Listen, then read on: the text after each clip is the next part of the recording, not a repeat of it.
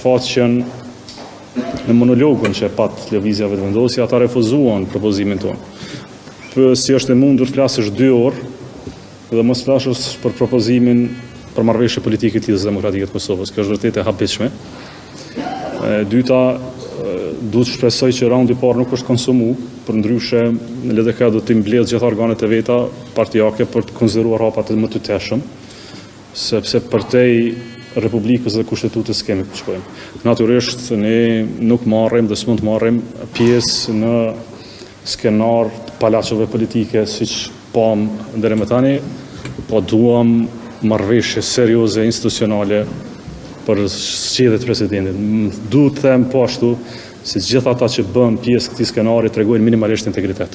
Siç duket se treguan dhe kandidatët e parë, të cilët në atë monologun në seancën monopartijake të orës 5, s'lan zez pa thënë për secilin parti politike e pretendonin të ishin president unifikues të Republikës. Apo e shene që as ata vetë nuk i besojnë as vetës në bindje thella se janë fakturë unifikues, siç kemi thonë gjithherë.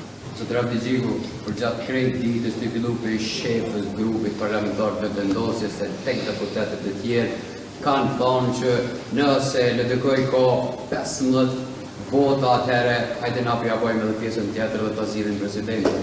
Ke pamje që qëndron më pateja, është një selam për krejt ata? LDK-ja gjithmonë ka pas 15 nënshkrime për kandidatin e propozuar nga LDK-ja. Unë nuk flas në emrin tim dhe vetëm në emrin tim, flas në emër të Lidhjes Demokratike të Kosovës. Po me qenë se ngretet këtë pyetje,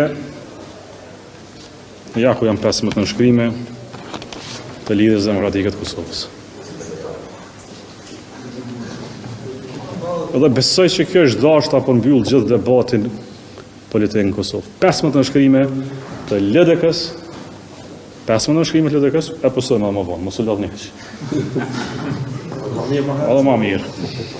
15 nënshkrime të LDK-s, 15 nënshkrime të LDK-s për kandidatin e propozuar të LDK-s. Me qenë se ngretet, po në këto nënshkrime s'kam dashur të bëj pjesë të lojrave politike, sepse janë serioze. LDK-ja megjithatë vepron në mënyrë shumë institucionale, faleminderit jonë. Dhe është serioze në qëndrimet e veta politike. Nuk propozon diçka LDK-ja çfarë s'mund të qëndroj prapa politikisht. Për kandidatin e propozuar nga LDK dhe siç kam thënë nga herën e kaluar mund të ishte edhe Vjota Osmani. A shkëmandur Ferida Rushiti gjatë takimeve që i pasur me kryeministrin Kurti ndonjëherë si emër për pozitën e presidentit? Për besë jo asnjëherë.